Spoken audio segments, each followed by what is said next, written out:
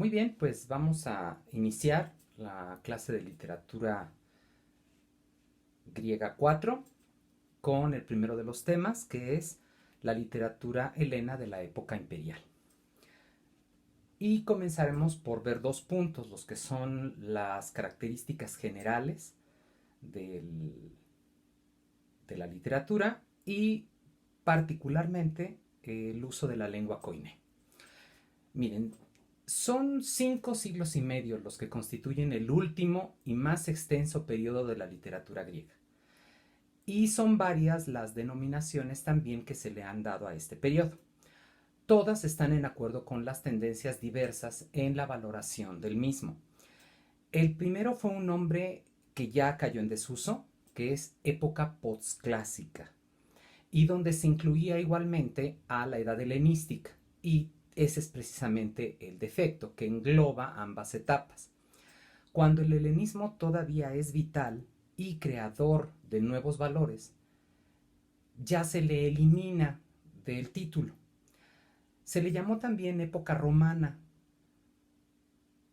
o época imperial, y ambos títulos ponen el acento en el hecho político y excluyen totalmente el nombre griego, por lo que investigadores como Cantarella prefieren una denominación de época greco-romana, argumentando, y cito a Cantarella, no solo contiene los dos componentes, uno cultural y otro político, de este periodo, sino que sintetiza además la simbiosis y a veces también la fusión de las dos culturas en el mundo mediterráneo políticamente romano. Esa es su opinión. Sin embargo, otros no dudan en dar importancia al simple hecho de que Roma es ya la señora de los aconteceres en el Mediterráneo.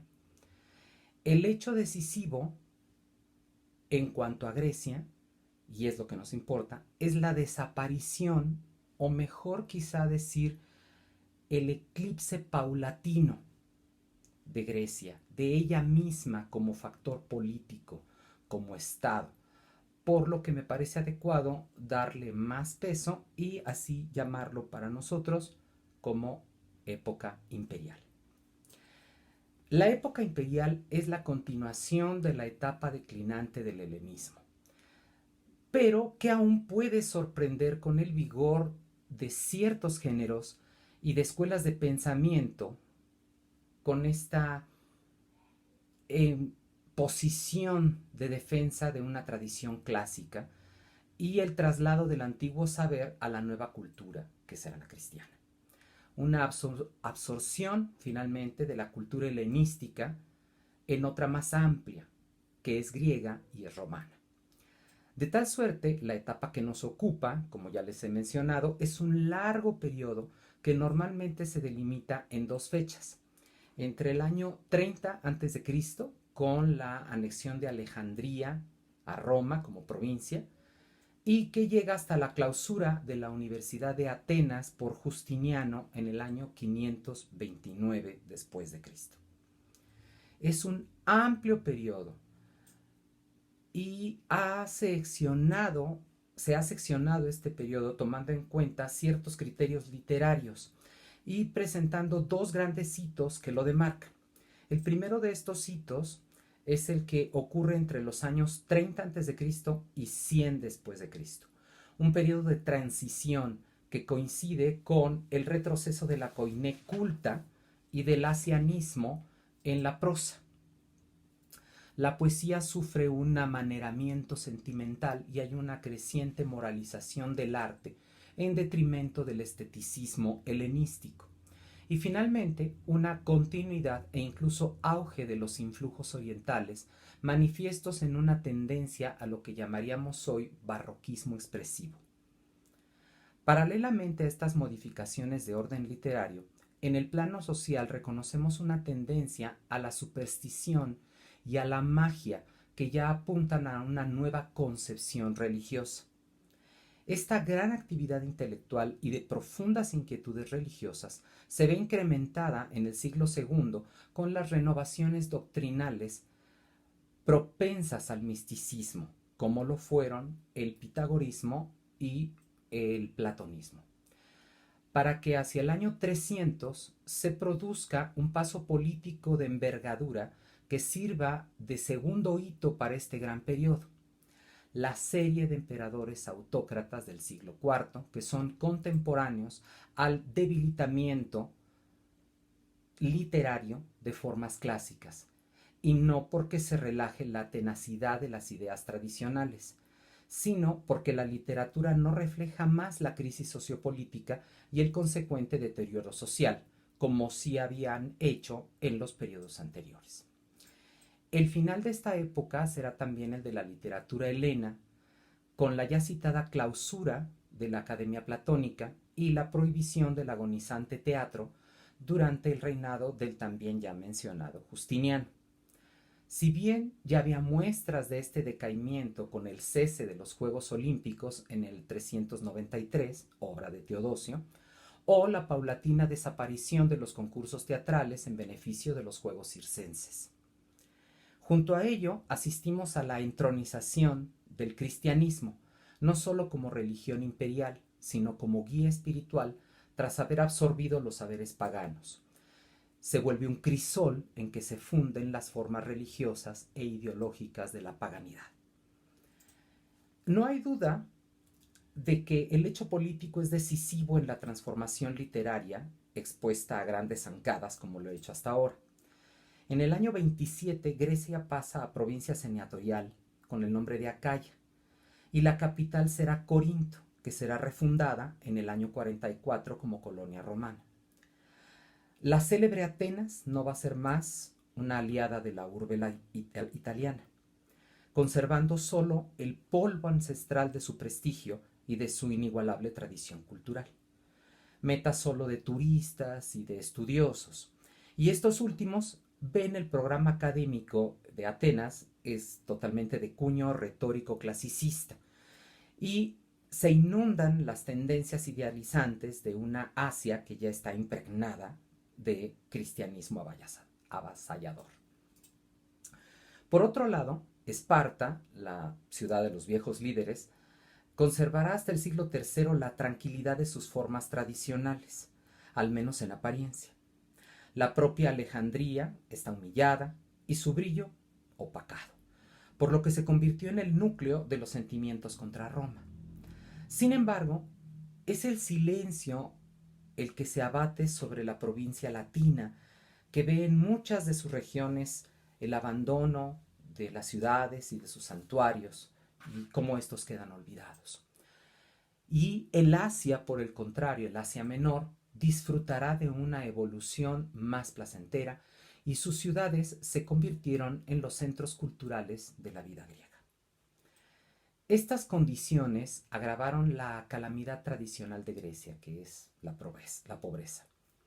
Una rígida fiscalización de la administración romana, siempre gravosa, la codicia de procónsules y pretores, la concentración comercial en Roma y las grandes ciudades orientales, y la consabida separación de las clases, con los pobres arrastrados por la fuerza fiscal y los ricos sobornando y logrando la exención de impuestos. Las ciudades, que podían incorporar grandes territorios como núcleos rurales, desarrollaron una burguesía, y el abismo interclase se denotaba aún más en los periodos de crisis económica. Cierto es que la conducta de los emperadores podía influir grandemente en la posición social y en las condiciones de vida griegas, ya positivamente, como con el ejemplo de los emperadores filohelenos, como un Adriano, o ya negativamente, con las guerras imperiales que traían la obvia leva de las tropas. A todo ello hay que agregar un descenso demográfico en una Hélade que ya no puede armar más de 3.000 hoplitas. Ese número era el contingente de la pequeña ciudad de Platea en tiempos clásicos, entonces ya no había propiamente grandes masas de ejércitos. Y ello, aunado a la consabida partida hacia la ahora popular y atractiva Roma, provocaron el también sabido rechazo de los inmigrantes. La historia de las relaciones entre Grecia y Roma es larga y llena de matices. Tenemos la idea que siempre se ha señalado de la conquista física de Grecia, pero la conquista espiritual de Roma, una helenización de la urbe. Pero, como ya arguye Máximo Brioso Sánchez, el filohelenismo no es sino un aspecto más de la política interesada de Roma y de sus emperadores por el Oriente y por sus riquezas. El filohelenismo tiene sus grados, cuyas polaridades las representan la veneración que, por ejemplo, tenía un Escipión Emiliano, que nos recuerda a Polibio, hasta las expresiones francamente racistas de un Juvenal como un grieguillo hambriento sabe de todo, o la mentirosa Grecia se atreve a referirnos de la historia. Frases como esas eran comunes en los tiempos imperiales. Para los romanos era obvio quién era Grecia, una más de sus cautivas, como ya lo recordaba Horacio. Era eso precisamente lo que los helenos no olvidaban: las expoliaciones, los estragos, las destrucciones, la pérdida de libertad, y se escudaban entonces en una superioridad de su civilización, menospreciando a los romanos.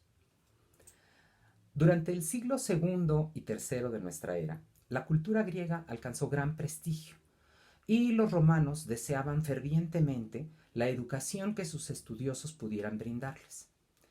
Es también el tiempo de los grandes benefactores de la Hélade, como Herodes Ático y su embellecimiento de Atenas, o la famosa biblioteca de Celso en Éfeso, periodo que se vería estremecido por los acontecimientos de mediados del siglo III y de principios del siglo IV, ya mencionados antes. Pero son estos griegos, no tanto los orgullosos helenos de su pasado, sino más bien los educados que surgieron del entramado romano.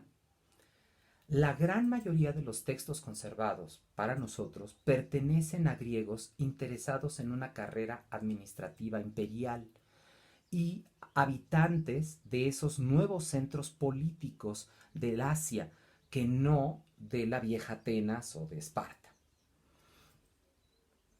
Son esos los que aspiraban a poseer un cargo administrativo de relevancia, una gubernatura provincial o un consulado, o por qué no el acceso al Senado, apoyándose, eso sí, en su ancestral prestigio local, emblematizado por los viejos cargos de sacerdote o de magistrado que había detentado su familia.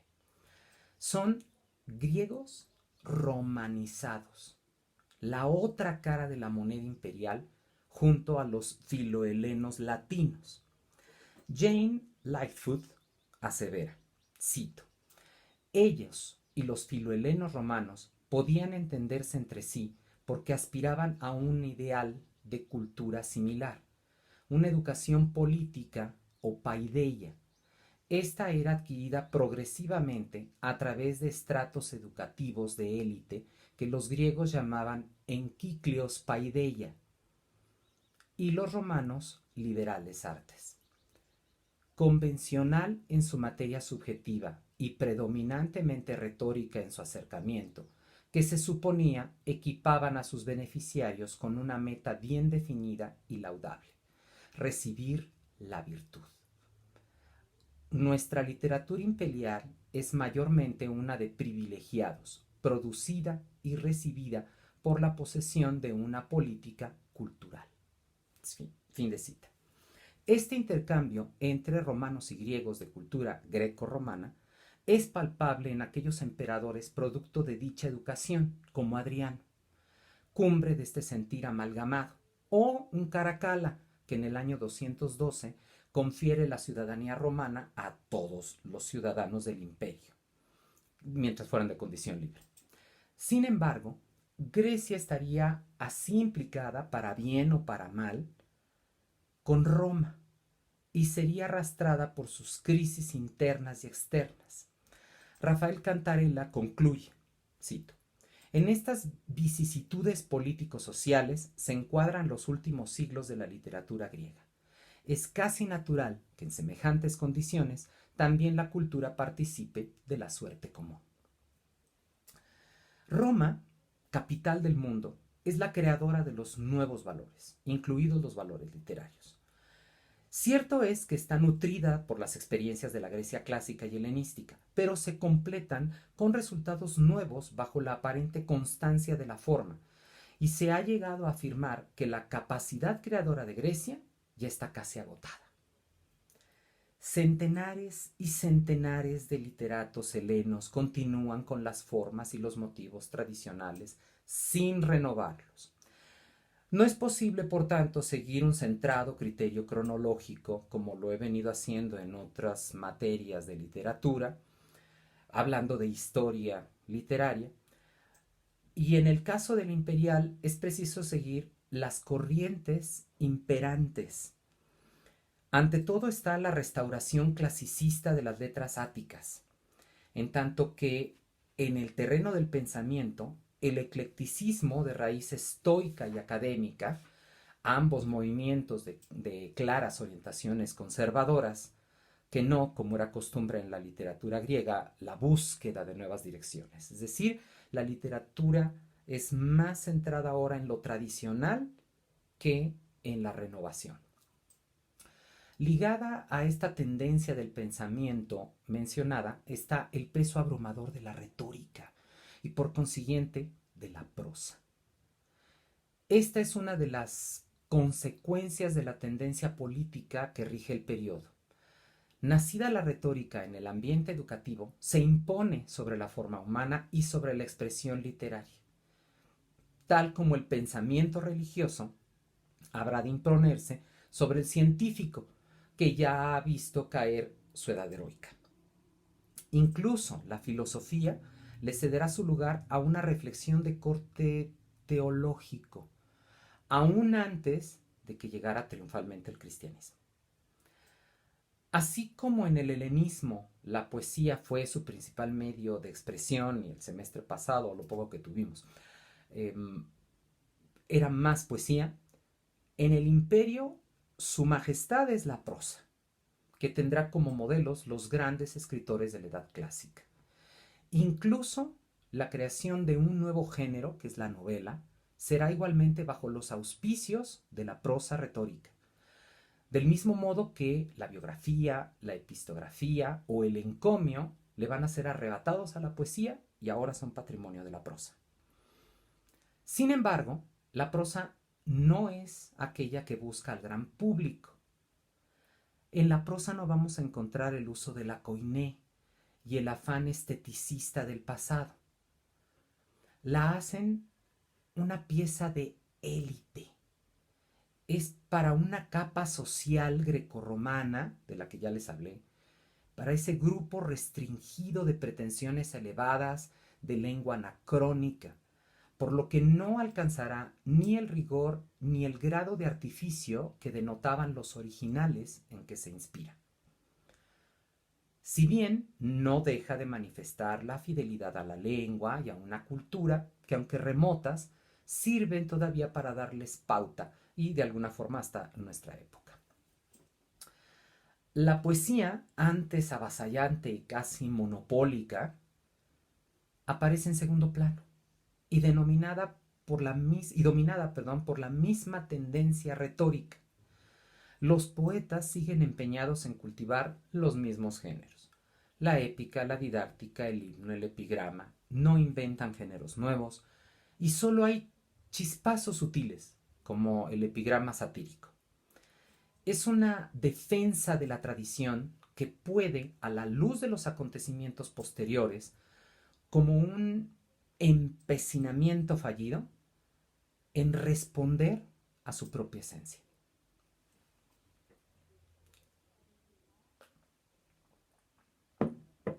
Aquí habría que preguntarse, ¿podemos hablar de una decadencia? No creo que sea la expresión más correcta. La literatura imperial griega es una cultura en vías de extinción, o mejor aún, en vías de transformación en otra.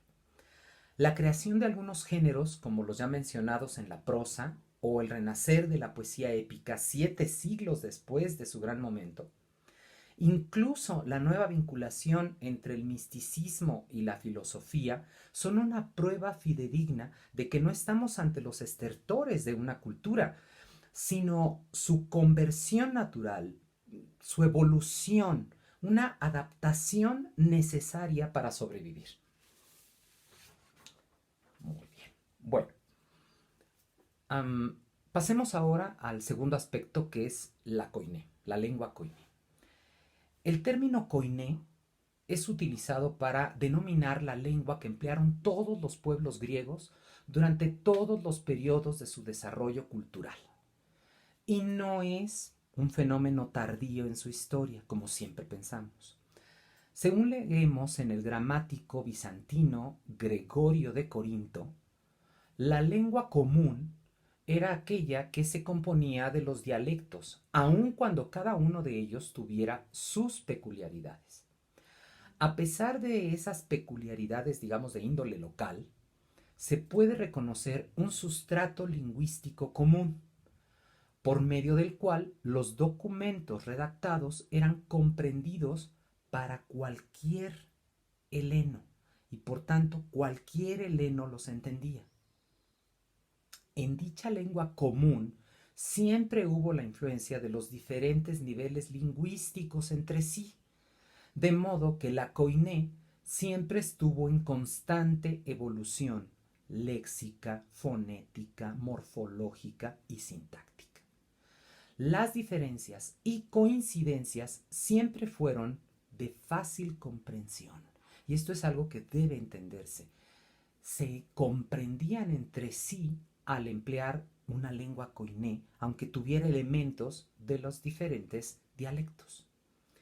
Este griego común, con peculiaridades étnicas y geográficas, se mantuvo hasta el gran desarrollo intelectual del siglo VII a.C., cuando se fragmentó en dialectos, especialmente por el sistema de poleis que se configura en la época. Así, cada poleis podía desarrollar su particular forma de hablar su dialecto. Curiosamente, los dialectos literarios pudieron considerarse generales, por lo que en todas partes se componía, se declamaba y se cantaba en estos dialectos y se comprendían en todas partes también. Cualquiera que escuchara determinada poesía cantada en un dialecto, aunque él no lo hablara, lo comprendía.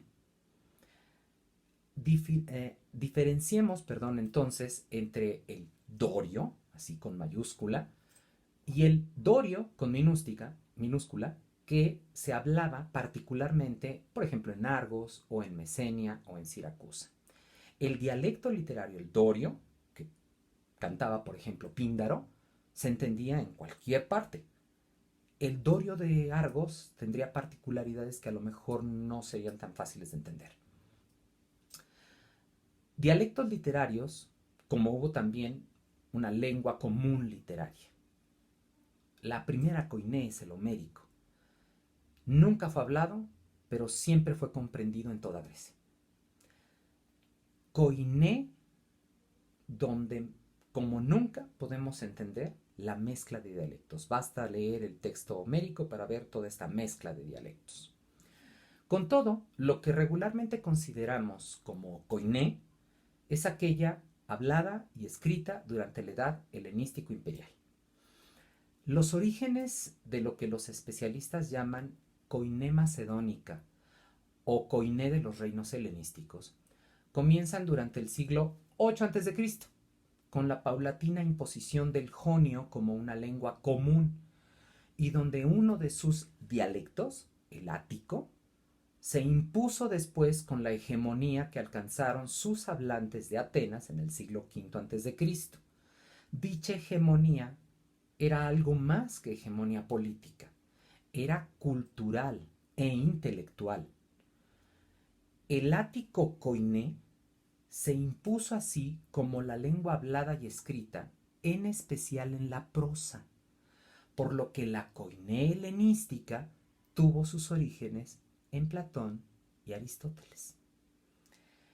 La unificación política, a causa del poder macedonio, primero de Filipo y luego de Alejandro, dio una amplia difusión a la mezcla jónico-ática y se originó una forma peculiar de lengua helena que hoy simplemente llamamos koiné, misma que perduró hasta la dominación romana y fue la base del griego bizantino y devino finalmente en el griego moderno.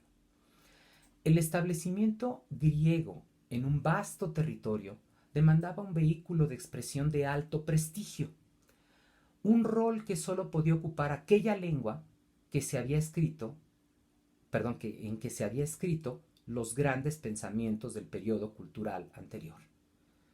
De tal suerte, la lengua jónico-ática fue un elemento de carácter unificador para esos tiempos, particularmente para la élite greco-macedonia, que cimentaba la idea de una cultura común basada en una herencia intelectual común, expresada, por tanto, en una lengua común.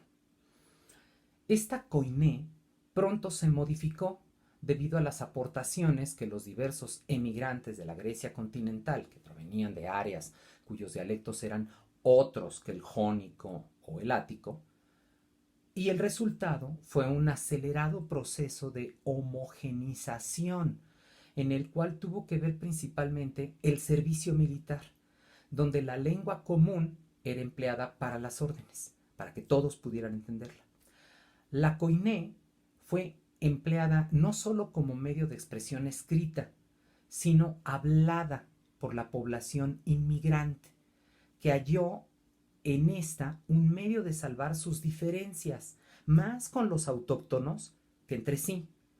Baste con que recuerden el famoso mimo de las siracusanas, ¿sí? Ellas siguen hablando en su dorio, en su dialecto dorio, y son criticadas. Entonces, más que entre ellos, era para salvar las diferencias. Nosotros hablamos griego koiné, en cambio los otros hablan egipcio o persa o lo que hablan.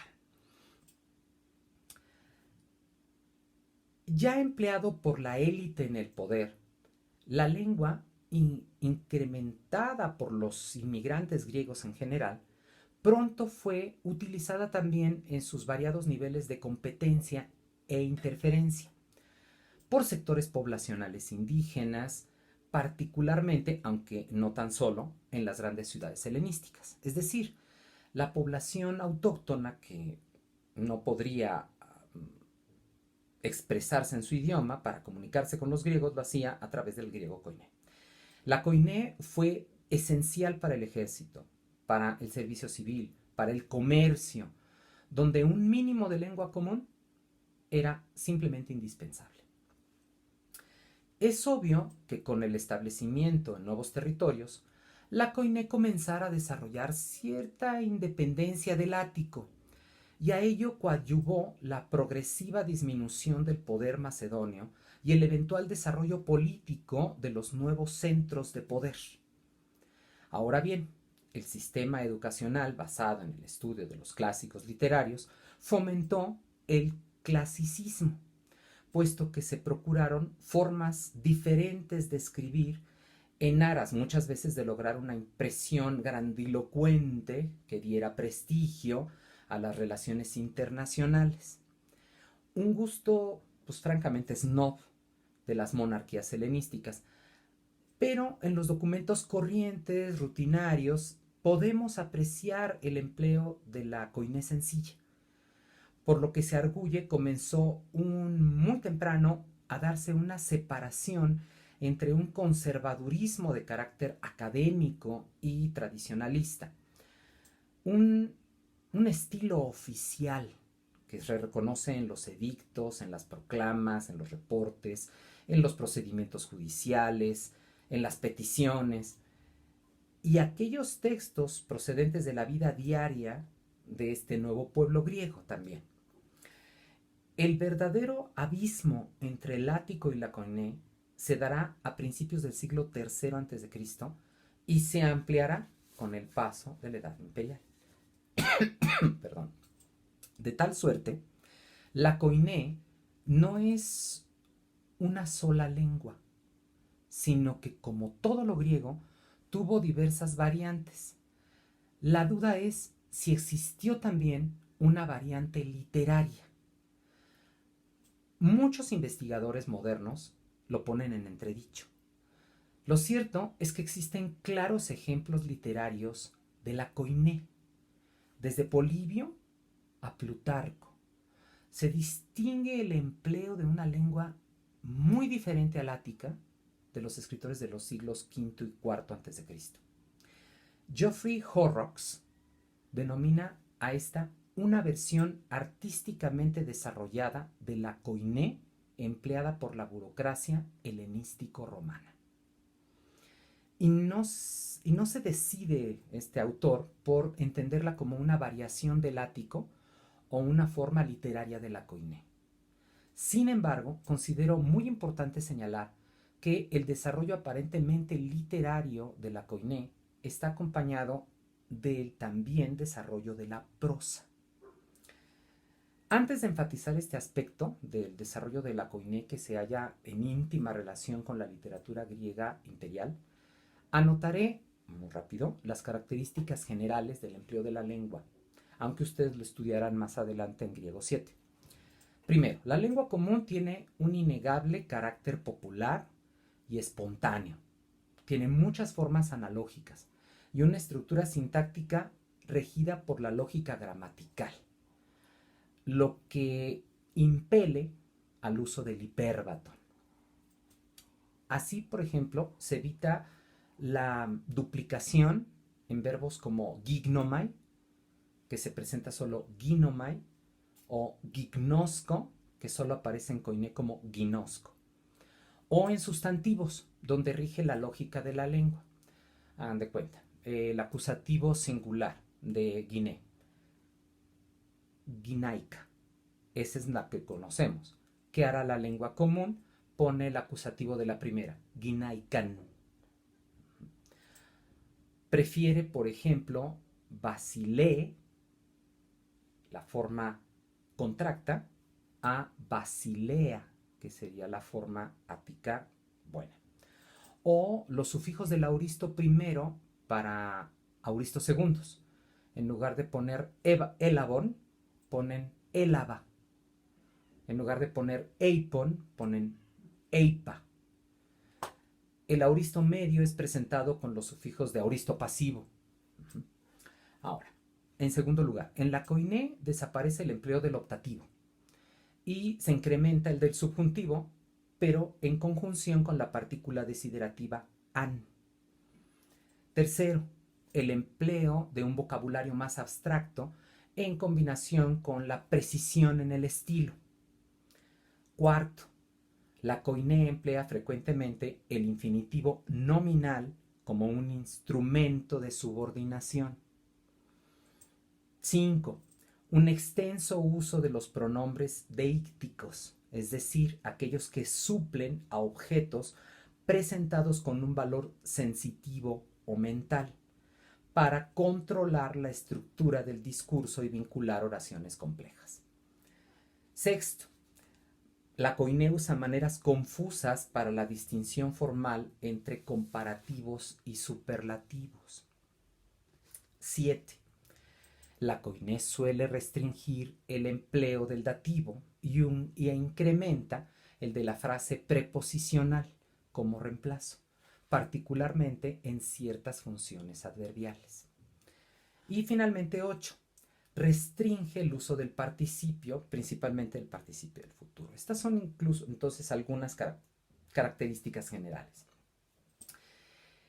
De hecho, este gusto por el vocabulario abstracto fue un excelente vehículo para la transmisión de la filosofía, la ciencia y la técnica, materias todas ellas desarrolladas en las etapas helenístico-imperiales, y cuya forma literaria era la prosa, por lo que se convirtió en una tríada formada por la lengua koiné, la prosa y el logos. Esto trajo una reacción de la poesía. Rechaza la koiné literaria. Corrieron en busca de otras inspiraciones de carácter menos difundido. Buscaron los dialectos. La poesía será entonces poesía escrita y difundida, pero para un público menos amplio, para una élite urbana, para sus centros culturales, que son bibliotecas y academias. Estas distinciones continuaron en tiempos posteriores. La retórica era un medio que desde antiguo se había empleado para tomar ventaja en la política, cultivando una elocuencia cuyo primer objetivo fue educacional. La retórica se estudiaba desde los modelos áticos y ello provocó un movimiento contra la permisividad lingüística de la forma koiné hablada.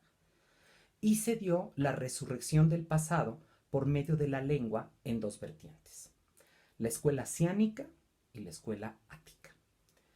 La primera, la escuela asiática o asianismo, retomaba el sentido emotivo de la lengua que proponía un Gorgias. Comprendía un lenguaje rico y emocional que en rápida sucesión de cláusulas antitéticas enfatizaba el discurso poético en aras de conmover al auditorio mediante efectos rítmicos y fonéticos repletos de metáforas y juegos de palabras. Es decir, era un estilo rebuscado. En tanto que el aticismo reaccionaba ante esta avalancha de sentimentalismo y prefería los modelos atenienses que enfatizaban el empleo del lenguaje de los mejores autores, o sea, los clásicos. Y su búsqueda de perfección lingüística permeó no solo a la retórica, sino a la literatura en general. El aticismo fue un movimiento más literario que meramente oratorio, como ya tendremos oportunidad de ver más adelante. A pesar de estas contracorrientes, la koiné siguió su camino de lengua literaria, puesto que el mundo helenístico e imperial no fue exclusivamente un entorno de búsqueda científica, de pedantería académica o de experimentación literaria. La masa popular seguía demandando obras de lectura y florecieron los mejores representantes de la prosa koiné: los romances, las historias de amor y de aventura que llenaban todas las horas de ocio, que permitían una escapatoria de la realidad y cierta reflexión personal.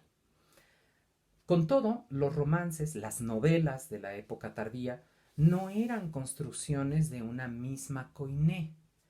Hay distinciones. Tenemos una forma literaria más pulida en un Caritón de Afrodisias y una más pedestre en una obra como Vida y Hazañas de Alejandro de Macedonia. El griego koiné fue así la lengua de los territorios conquistados, y eso precisamente hizo que fuera la lengua de una élite en el poder, una capa social educada en los nuevos centros urbanos, pero no la lengua nativa del mundo helenístico como un todo. Y solo en Asia Menor, el griego eventualmente, luego de muchos años, pudo eliminar paulatinamente las lenguas indígenas y establecerse como un medio universal de comunicación. Sin embargo, una gran cantidad de personas de origen no heleno terminaron por adquirir el griego como segunda lengua, sobre todo porque era el medio de acceder a los altos puestos, por lo que se hicieron hablantes y escritores de la koiné. A ello hay que aunar el diario contacto entre los indígenas y los helenos avecindados, lo que inevitablemente promovió el bilingüismo en una escala considerable. De tal suerte, la koiné tendrá variantes regionales como toda lengua franca y se verá influenciada por otras como el egipcio, el árabe, el sirio, el hebreo, el persa y por supuesto el latín. Un caso concreto de esta mezcla lingüística es la koiné del Viejo y el Nuevo Testamentos. El griego bíblico es en realidad una lengua escrita que solo conocemos por la tradición griega de los originales hebreos, conocidos como Biblia de los 70 o Septuaginta por su nombre latino, así como por las versiones evangélicas de la naciente religión cristiana, tanto canónicas como apócrifas. De tal suerte, el griego bíblico tiene una cargada influencia semita en su conformación, pero también elementos latinos, dado que se formó en tiempos de la dominación romana del territorio palestino. No obstante, también refleja una escasa preocupación por el retoricismo y se convierte en una fuente invaluable de la koiné general y de la versión de Medio Oriente en particular. Es obvio que el sustrato semita se ve acompañado de los efectos de la traducción y en ello hay que puntualizar que existen diferencias entre la Septuaginta y el Nuevo Testamento, pues la primera es una traducción y por tanto es un producto más cuidado. Los evangelistas emplearon el mismo lenguaje pero de forma menos escrupulosa e incluso entre ellos hay diferencias, puesto que Lucas emplea un mejor griego que Marcos o Mateo. Este último está plagado de hebraísmos, por ejemplo. Dentro de la Biblia de los 70 podemos descubrir también esa variabilidad. El libro de Tobías presenta una forma más vernácula, en tanto que libros como los de Esther o los Macabeos están influenciados por toda la corriente aticista del griego koiné. Bueno, pues muy bien, con esto finalizo lo que sería la primera de las clases. Lo más pronto posible subiré la siguiente. Gracias.